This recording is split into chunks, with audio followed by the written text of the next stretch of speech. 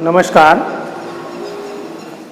Shri MB. Karnawat high school Palanpur द्वारा चालता online शिक्षणना वर्गों में धोरण 11 कॉमर्सना सर्वे विद्यार्थी भाई बहनों स्वागत। विद्यार्थी भाई बहनों, आज नामाना मूळ तत्वो भाग 1 एनो प्रकरण नंबर 4 आमनो भणी रह्या छीए। आज लेक्चर नंबर 5 शुरू करीए छीए अने आजे आपणुं आ चेप्टर पूरुं थशे। जुदा जुदा प्रकारना व्यवहारो उपरथी आपणे आमनो लखतो शीख्या। मूडी अंगेना व्यवहारो, उपाडना व्यवहारो, बैंक साथेना व्यवहारो, खर्चना व्यवहार, आवकना व्यवहार, नुकसानना व्यवहार, अन्य रीते मालनी जावकना व्यवहार, आजे मिलकतना व्यवहारो आपणे शीखशुं। थोड़ी एनी चर्चा करी लऊं, पछी उदाहरण सहित आपणे आमनो लखशुं के माल सिवायनी अन्य वस्तुओ के जे धंधामां नाणाकीय मूल्य धरावे छे तेने मिलकत कहेवाय। माल सिवायनी अन्य वस्तुओ जे धंधामां नाणाकीय मूल्य धरावे छे तेने मिलकत कहेवाय।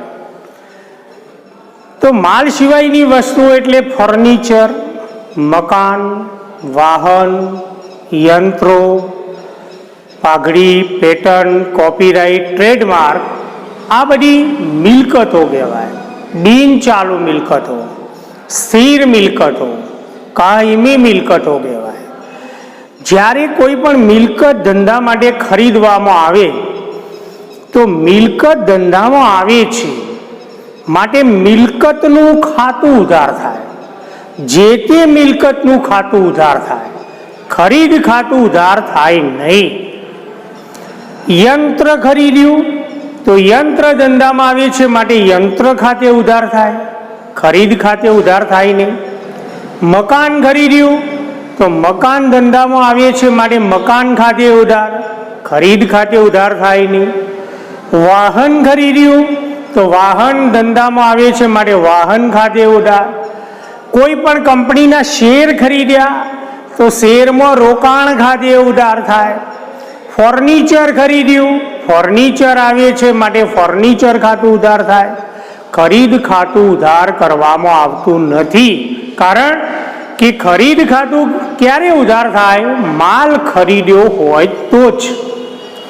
पण माल सिवायनी अन्य वस्तुओ धंधा माटे खरीदवामां आवे तो जे मिलकत खरीदी होय एनुं खातुं उधार करवामां आवे छे अने ए पण પડતર किंमते उधार थाय। एटले के मिलकतनी પડતર किंमत बराबर मिलकतनी खरीद किंमत एटले मूळ किंमत वत्ता मिलकतनी खरीदीनो खर्च। आ मिलकतनी खरीदीनो खर्च मिलकतनी खरीद किंमतमां उमेरीए तो जे सरवाळो मळे तेने मिलकतनी પડતર किंमत कहेवामां आवे छे अने आ मिलकत પડતર किंमते उधार करवामां आवे छे। आपणे उदाहरण सहित चर्चा करवाना छीए। कोई पण मिलकत खरीदीए तो मिलकतनुं खातुं ए माल मिलकत प्रकारनुं खातुं कहेवाय। माटे माल मिलकतना नियमनो उपयोग थाय। आवे तो उधार, जाय तो जमा। कोई पण मिलकतनुं वेचाण करवामां आवे तो मिलकत धंधामांथी जाय छे माटे जे ते मिलकतनुं खातुं जमा थाय, वेचाण खातुं जमा करवामां आवतुं नथी। वेचाण खातुं मित्रों क्यारे जमा थाय? ज्यारे मालनुं वेचाण करवामां आवे तो ज वेचाण खातुं जमा थाय। पण माल सिवायनी अन्य वस्तुओ एटले के मिलकतनुं वेचाण करवामां आवे तो मिलकत धंधामांथी जाय छे माटे जे ते मिलकतनुं खातुं जमा थाय, वेचाण खातुं जमा करवामां आवतुं नथी। टूंकमां मिलकत खरीदीए तो जे ते मिलकत खाते उधार પડતર किंमतथी, मिलकत वेचीए तो मिलकत धंधामांथी जाय छे माटे जे ते मिलकतनुं खातुं जमा करवामां आवे छे। ज्यारे कोई पण मिलकत खरीदवामां आवे અને મિલકતની ખરીદી વખતે બીજો કોઈ પણ ખર્ચ ચૂકવવામાં આવે તો મિલકતની ખરીદીનો ખર્ચનું ખાતું એ પણ માલ મિલકત પ્રકારનું ખાતું કહેવાય, મૂડી ખર્ચ કહેવાય. માટે મિલકતની કિંમતમાં ઉમેરવામાં આવે છે, એ ખર્ચની અલગ નોંધ કરવામાં આવતી નથી. બરાબર આ ટોપિક યાદ રાખજો. હવે આપણે ઉદાહરણ સહિત નોંધ લખીએ તો પ્રારબ્ધ બ્રધર્સ પાસેથી ₹1,00,000નું યંત્ર ચેકથી ખરીદ્યું. ચેક શબ્દનો ઉલ્લેખ થયો માટે હવે આ રોકડ વ્યવહાર કહેવાય. યંત્ર ખરીદ્યું તો યંત્ર ધંધા માટે મિલકતની ખરીદી કહેવાય, માલની ખરીદી કહેવાય નહીં. યંત્ર લાવવાનો ખર્ચ 10,000 અને યંત્ર ગોઠવવાનો ખર્ચ 10,000 રોકડેથી ચૂકવ્યો. રોકડેથી ચૂકવ્યો આ વ્યવહાર. તો હવે થોડીક ગણતરી કરીએ. 1,00,000નું યંત્ર ખરીદ્યું તો યંત્રની ખરીદ કિંમત, યંત્રની ખરીદ કિંમત ₹1,00,000 મૂળ કિંમત કહેવાય. યંત્રની ખરીદ કિંમત 1,00,000. યંત્ર લાવવાનો ખર્ચ અને યંત્ર ગોઠવવાના ખર્ચનું ખાતું એ મૂડી ખર્ચ હોવાથી માલ મિલકત પ્રકારનું ખાતું કહેવાય, ઉપજ ખર્ચનું ખાતું કહેવાય નહીં. માટે આ બંને ખર્ચા યંત્રની કિંમતમાં ઉમેરવામાં આવે છે.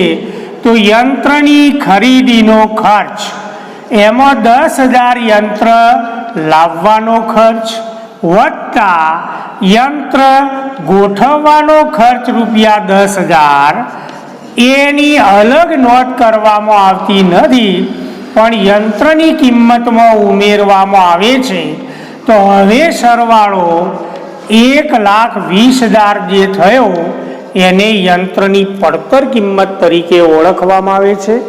અને મિલકત જ્યારે ખરીદાય ત્યારે પડતર કિંમતે ચોપડે નોંધ કરવામાં આવે છે. તો હવે આપણે એની નોંધ કરીએ.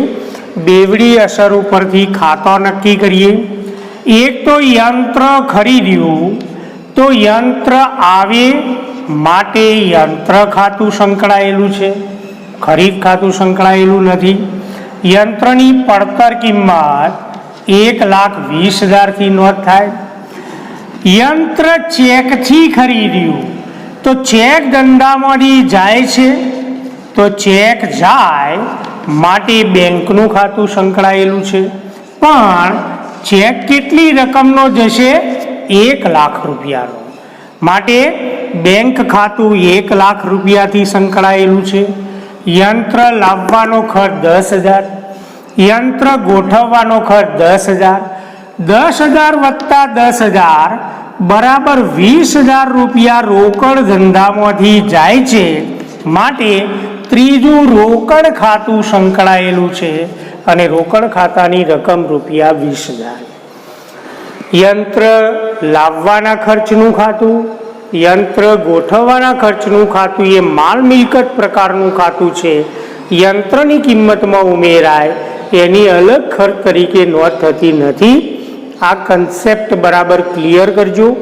હવે 3 ખાતા સંકળાયેલા છે: યંત્ર ખાતું, બેંક ખાતું અને રોકડ ખાતું.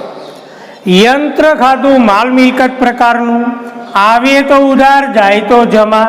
તો યંત્ર ધંધામાં આવે છે માટે યંત્ર ખાતે ઉધાર, પડતર કિંમતથી 1,20,000. બેંક ખાતું વ્યક્તિ પ્રકારનું ખાતું, લેનાર ખાતે ઉધાર, આપનાર ખાતે જમા.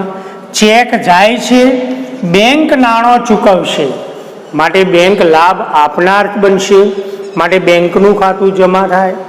રોકડ ખાતું માલ મિલકત પ્રકારનું ખાતું, આવે તો ઉધાર જાય તો જમા. તો રોકડ ધંધામાંથી જાય છે માટે રોકડ ખાતું જમા થાય.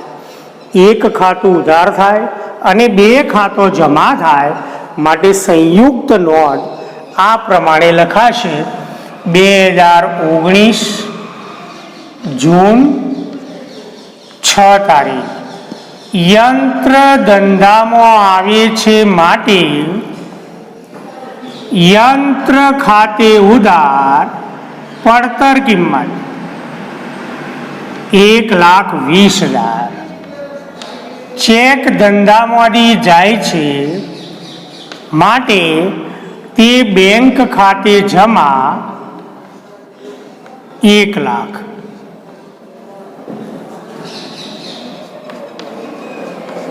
રોકડ ધંધામાંથી જાય છે માટે તે રોકડ ખાતે જમા ₹20,000.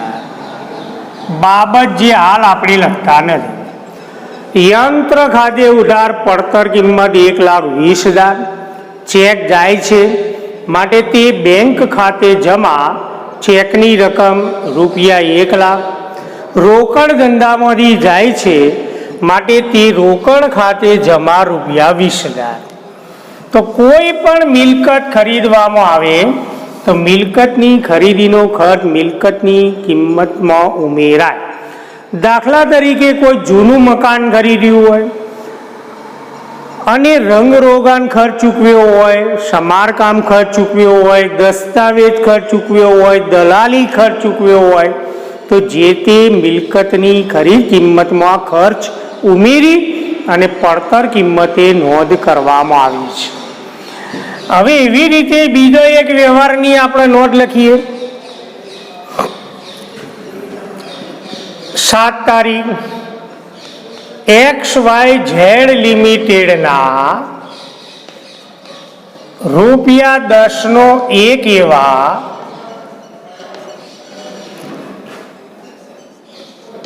1,000 ઇક્વિટી શેર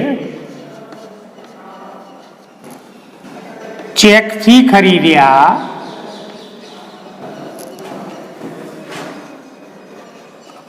અને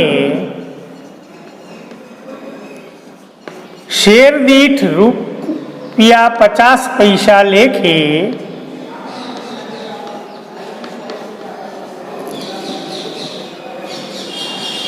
દલાલી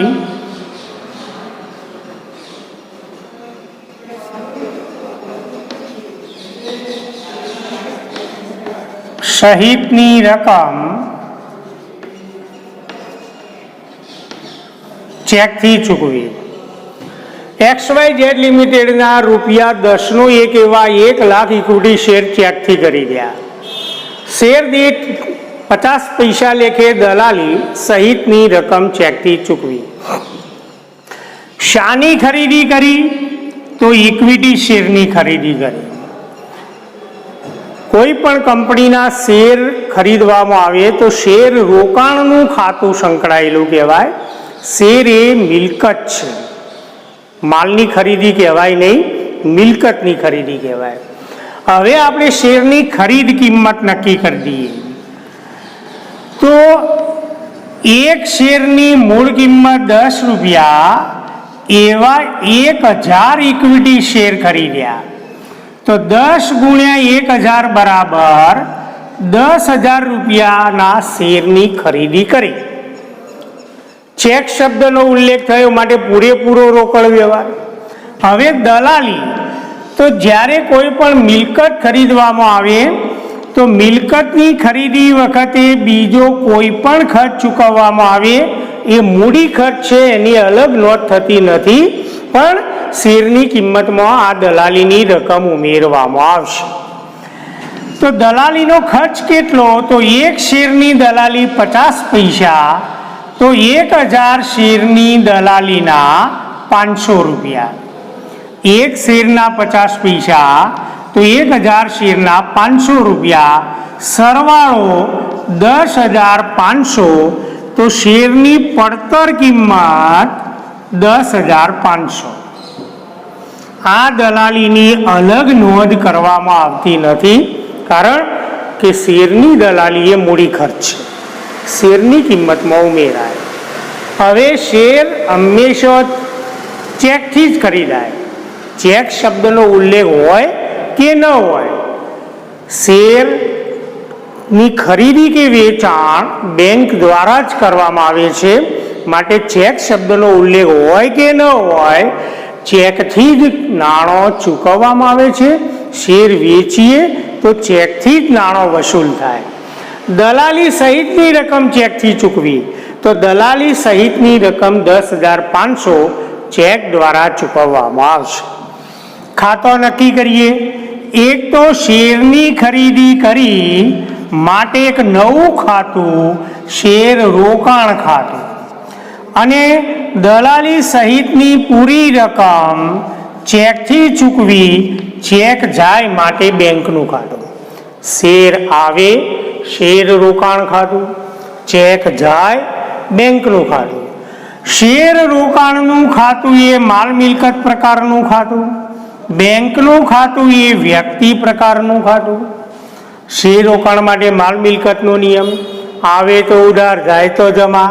તો શેર ધંધામાં આવે છે માટે શેર રોકાણનું ખાતું ઉધાર, ચેક ધંધામાંથી જાય છે માટે બેંકનું ખાતું જમા થાય.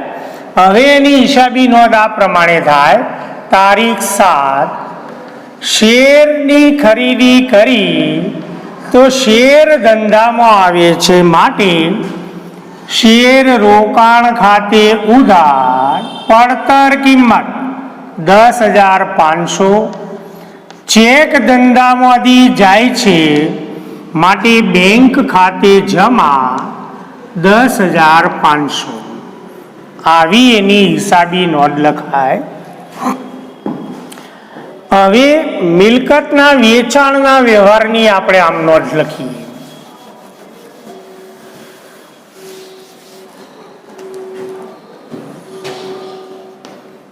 નવ તારીખ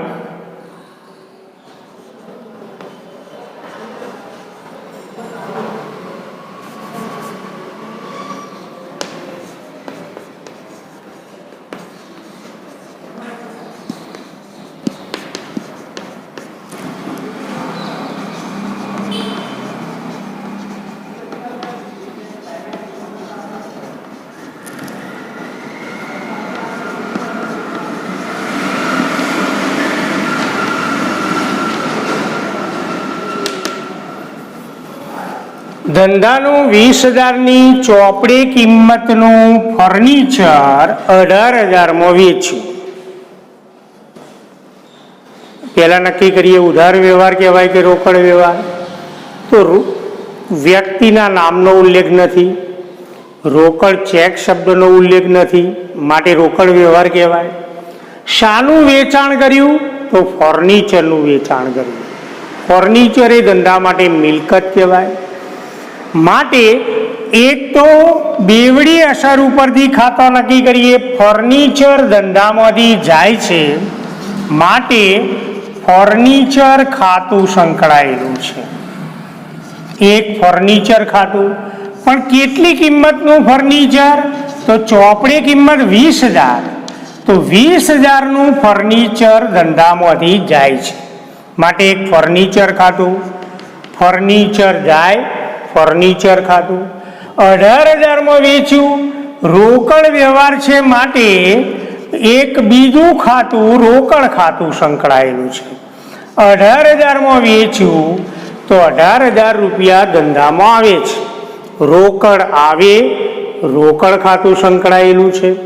ત્રીજો મહત્વનો મુદ્દો, કોઈ પણ મિલકત જ્યારે વેચવામાં આવે તો મિલકત વેચવાથી નફો થાય કે નુકસાન થાય એની નોંધ કરવામાં આવે છે. અહીંયા ચોપડી કિંમત 20,000, વેચાણ કિંમત 18,000. તો 20,000ની ચોપડી કિંમતનું ફર્નિચર 18,000માં વેચ્યું તો ચોપડી કિંમત કરતો વેચાણ કિંમત ઓછી છે, 2,000 રૂપિયા ઓછી છે. તો 2,000 રૂપિયા નુકસાન કહેવાય. પણ ધારો કે 20,000ની ચોપડી કિંમતનું ફર્નિચર 23,000માં વેચ્યું હોય તો ચોપડી કિંમત 20,000, વેચાણ કિંમત 23,000. તો ચોપડી કિંમત કરતો વેચાણ કિંમત વધુ હોય તો તફાવત 3,000, એને નફો કહેવાય. આ ઉદાહરણમાં ચોપડી કિંમત 20,000, વેચાણ કિંમત 18,000. ચોપડી કિંમત કરતો વેચાણ કિંમત 2,000 ઓછી છે તો એને ફર્નિચરના વેચાણનું નુકસાન કહેવાય. તો ત્રીજું ખાતું સંકળાયેલું છે કે ફર્નિચરના વેચાણના નુકસાનનું ખાતું, ફર્નિચરના વેચાણના નુકસાનનું ખાતું 2000 થી સંકળાયેલું છે. 3 ખાતો સંકળાયેલો છે. ફર્નિચર જાય ફર્નિચર ખાતું, રોકડ આવે રોકડ ખાતું, નુકસાન છે ફર્નિચરના નુકસાનનું ખાતું. ખાતાનો પ્રકાર નક્કી કરીએ. ફર્નિચર ખાતાનો પ્રકાર માલ મિલકત પ્રકારનું ખાતું, રોકડ ખાતાનો પ્રકાર માલ મિલકત પ્રકારનું ખાતું, ફર્નિચરના નુકસાનનું ખાતું એ ઉપજ ખર્ચ પ્રકારનું ખાતું. ઉધાર જમા કરીએ. ફર્નિચર ખાતું માલ મિલકતનું, આવે તો ઉધાર જાય તો જમા. તો ફર્નિચર ધંધામાંથી જાય છે માટે ફર્નિચર ખાતું જમા. રોકડ ખાતું એ પણ માલ મિલકતનું, રોકડ આવે તો ઉધાર જાય તો જમા. તો 18,000 રૂપિયા ધંધામાં આવે છે માટે રોકડ ખાતું ઉધાર થાય. ઉપજ ખર્ચના ખાતાનો નિયમ, ખર્ચ કે નુકસાન ઉધાર કરો, આવક કે લાભ જમા કરો. તો ફર્નિચર વેચવાથી નુકસાન થયું માટે કોઈ પણ નુકસાનનું ખાતું ઉધાર થાય. 2 ખાતો ઉધાર થયો, 2 ખાતો જમા થયો. હવે એની નોંધ આપણે લખીએ. તો રોકડ આવે છે માટે રોકડ ખાતે ઉધાર 18,000. 2,000 રૂપિયા નુકસાન થયું માટે નુકસાનનું ખાતું ઉધાર. ફર્નિચરના નુકસાન ખાતે ઉધાર 2,000 અને ફર્નિચર ધંધામાંથી જાય છે માટે ફર્નિચર ખાતે જમા થાય, વેચાણ ખાતે જમા થાય નહીં. ફર્નિચર ખાતે જમા ₹20,000. આવી એની હિસાબી નોંધ લખવી પડે. મિત્રો, આગળ એક બીજો વ્યવહારની ચર્ચા કરીએ કે કોઈ પણ દેવાદાર, આપણા ધંધાના દેવાદારો હોય તો દેવાદાર લેણદારનો સંબંધ ક્યારે બને? આપણે ભણ્યા કે જ્યારે શાખ પર ખરીદ વેચાણના વ્યવહારો કરવામાં આવે ત્યારે દેવાદાર લેણદારનો સંબંધ બને છે. એ આપણે ઘણી બધી એની ચર્ચા કરી. માલનું ઉધાર વેચાણ કરવામાં આવે તો જે વ્યક્તિને માલ ઉધાર વેચ્યો હોય એ વ્યક્તિ આપણા ધંધાનો દેવાદાર કહેવાય.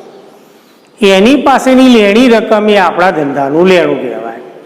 હવે એના સંદર્ભમાં બીજા 2 શબ્દોની આપણે ચર્ચા કરીએ અને પછી એની હિસાબી નોંધ લખીએ. એક ગાલખાદ શબ્દ અને બીજો ગાલખાદ પરત શબ્દ. ગાલખાદને બીજા શબ્દોમાં ડૂબેલું લેણું કહેવાય. ગાલખાદ અથવા ડૂબેલું લેણું. તો ગાલખાદ કોને કહેવાય? અગાઉ આપણે પારિભાષિક શબ્દોમાં ચર્ચા કરી હતી કે જ્યારે કોઈ દેવાદારને આપણે માલ ઉધાર વેચ્યો હોય અને દેવાદાર નાદાર થઈ જાય, એટલે કે એની મિલકતો કરતો દેવું વધી જાય તો કોર્ટ નાદાર જાહેર કરે છે. તો આ નાદાર વ્યક્તિ પાસેથી આપણા લેણા પૈકી કાં તો પૂરી રકમ મળતી નથી અથવા અંશતઃ રકમ મળે છે. એટલે કે થોડી ઘણી રકમ મળે અને થોડી ઘણી રકમ ગુમાવવી પડે છે. તો દેવાદાર નાદાર જાહેર થતો તેની પાસેની લેણી રકમ પૈકી જે રકમ ગુમાવવી પડે તેને ગાલખાદ કહેવાય અથવા ડૂબેલું લેવું. ગાલખાદ ખાતું એ ઉપજ ખર્ચનું ખાતું છે. ગાલખાદ એ ધંધાનું નુકસાન છે, ખર્ચ નથી. તો ગાલખાદ ખાતું એ ઉપજ ખર્ચનું ખાતું છે માટે ગાલખાદ ખાતા માટે ઉપજ ખર્ચ ખાતાનો નિયમ લાગુ પડે કે ખર્ચ કે નુકસાન ખાતે ઉધાર. તો ગાલખાદ એ ધંધાનું નુકસાન છે માટે ગાલખાદનું ખાતું ઉધાર થાય. અને દેવાદાર પાસેથી રકમ મળવાની નથી તો એ દેવાદારની રકમ મળવાની નથી તો એનું ખાતું ચોપડે બંધ કરી દેવા માટે દેવાદારનું ખાતું જમા થાય. ગાલખાદ ખાતે ઉધાર તે દેવાદાર ખાતે જમા. ગાલખાદ પરત કોને કહેવાય કે ભૂતકાળમાં આપણે ગાલખાદ મોડી વાળી હતી, દેવાદાર નાદાર જાહેર થવાથી ભૂતકાળમાં ગાલખાદ મોડી વાળી, એ વખતે ચોપડે નોંધ લખી ગાલખાદ ખાતે ઉધાર તે દેવાદાર ખાતે જમા. પણ અમુક સમય પછી દેવાદારની આર્થિક પરિસ્થિતિ સુધરી અને આર્થિક પરિસ્થિતિ સુધરતો એ દેવાદારે આપણને રકમ પાછી આપી. તો ભૂતકાળમાં મોડી વાળેલી રકમ પૈકી જે રકમ પરત મળે તેને ગાલખાદ પરત તરીકે ઓળખવામાં આવે છે. ફરીથી મિત્રો, ભૂતકાળમાં મોડી વાળેલી રકમ પૈકી જે રકમ પરત મળે તેને ગાલખાદ પરત કહેવાય. ગાલખાદ પરત એ ઉપજ છે. ગાલખાદ એ નુકસાન છે, પણ ગાલખાદ પરત એ ધંધાની ઉપજ છે. ખાતાનો પ્રકાર ઉપજ ખર્ચનું ખાતું, બંને ઉપજ ખર્ચનો ખાતો. તો ગાલખાદ પરતની નોંધ કરવા માટે ઉપજ ખર્ચ ખાતાનો નિયમ લાગુ પડે. ખર્ચ કે નુકસાન ખાતે ઉધાર, આવક કે લાભ ખાતે જમા. ગાલખાદ એ નુકસાન છે, માટે ગાલખાદનું ખાતું હંમેશા ઉધાર થાય. ગાલખાદ પરત એ આવક છે, માટે ગાલખાદ પરતનું ખાતું જમા કરવું પડે. એક ઉદાહરણ પરથી આપણે નોંધ લખીએ. 2019 જૂન 18 તારીખ. તો દેવાદાર પ્રદીપ નાદાર જાહેર થવાથી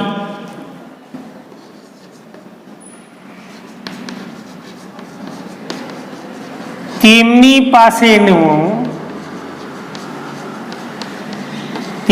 પાસેના લેણા રૂપિયા 20,000 પૈકી 50% રકમ મળશે. બહુ અગત્યનો વ્યવહાર આવ્યો. આપણા દેવાદાર પ્રદીપ હતા, એ નાદાર જાહેર થઈ ગયા, કોર્ટે નાદાર જાહેર કર્યા.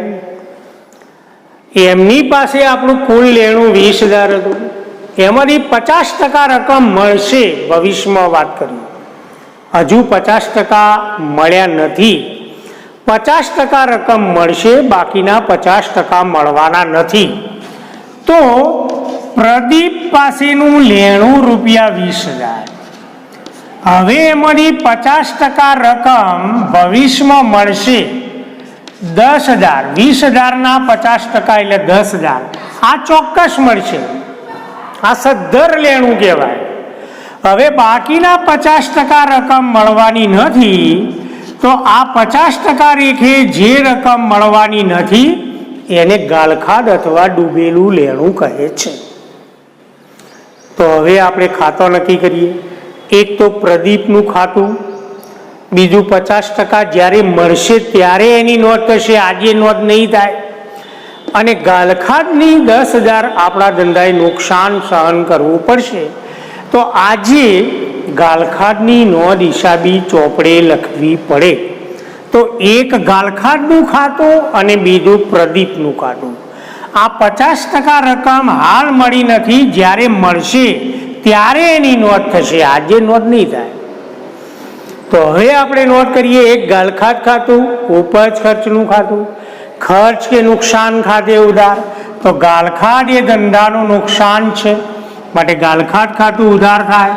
અને પ્રદીપ પાસેનું લેણું ઘટાડવા માટે પ્રદીપનું ખાતું 10,000 થી જમા કરીશું. હાલ 20,000 થી જમા થશે નહીં. તો નોંધ આવી થાય 18 તારીખ. 10,000 ગાલખાદ ધંધાએ સહન કરવી પડશે, વેઠવી પડશે. માટે ગાલખાદ ખાતે ઉધાર રૂપિયા 10,000 તે પ્રદીપ ખાતે જમા રૂપિયા 10,000.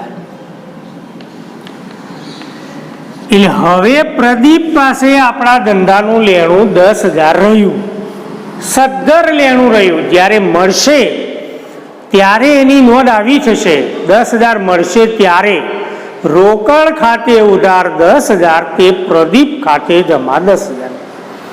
હવે કદાચ આ વ્યવહારમાં એવું કહ્યું હોય કે દેવાદાર પ્રદીપ નાદાર જાહેર થવાથી તેમની પાસેના લેણા 20,000 પૈકી 50% રકમ મળી એમ કહ્યું હોય, મળશે નહીં, મળી, તો પ્રદીપનું ખાતું 20,000થી બંધ થાય.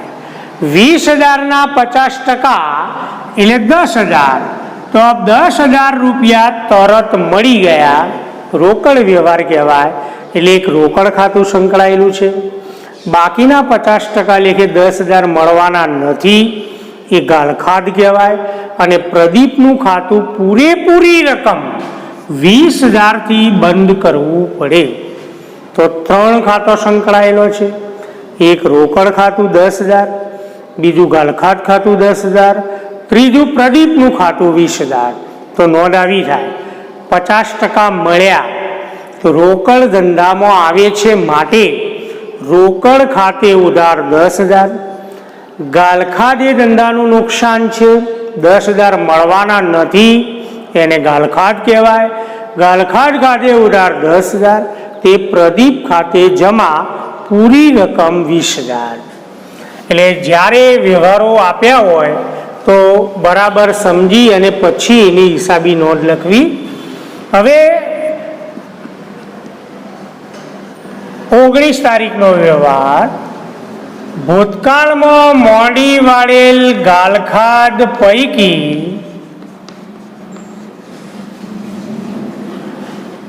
ગાલખાદના રૂપિયા 10,000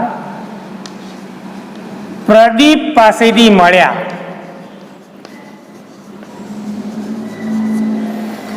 ભૂતકાળમાં મોડી વાળેલ ગાલખાદના 10,000 પ્રદીપ પાસેથી મળ્યા. મળ્યા શબ્દનો ઉપયોગ થયો, રોકડ વ્યવહાર કહેવાય.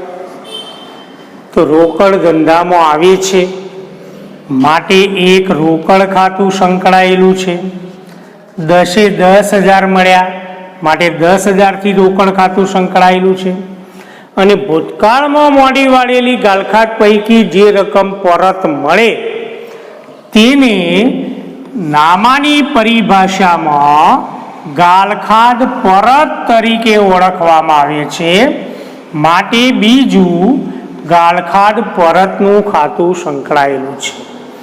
ભલે પ્રદીપ પાસેથી મળ્યા, પ્રદીપનું ખાતું સંકળાયેલું નથી, કારણ કે જ્યારે ગાલખાદ ભૂતકાળમાં પડી હતી એ વખતે પ્રદીપનું ખાતું ચોપડામાંથી બંધ કરી દીધું, માટે હવે ફરીથી પ્રદીપનું ખાતું લખવાની કોઈ જરૂર નથી. મોડી વાળેલી ગાલખાદ પૈકી જે રકમ પરત મળે એને ગાલખાદ પરત તરીકે ઓળખવામાં આવે છે. એટલે એક રોકડ ખાતું, બીજું ગાલખાદ પરત ખાતું. રોકડ ખાતું એ માલ મિલકત પ્રકારનું ખાતું. માલ કે મિલકત આવે તો ઉધાર, જાય તો જમા. તો રોકડ ધંધામાં આવે છે, મારે રોકડ ખાતું ઉધાર થાય. ગાલખાદ પરતનું ખાતું એ ઉપજ ખર્ચનું ખાતું. તો ગાલખાદ પરત એ ધંધાની આવક છે, માટે ગાલખાદ પરતનું ખાતું જમા કરવું પડે.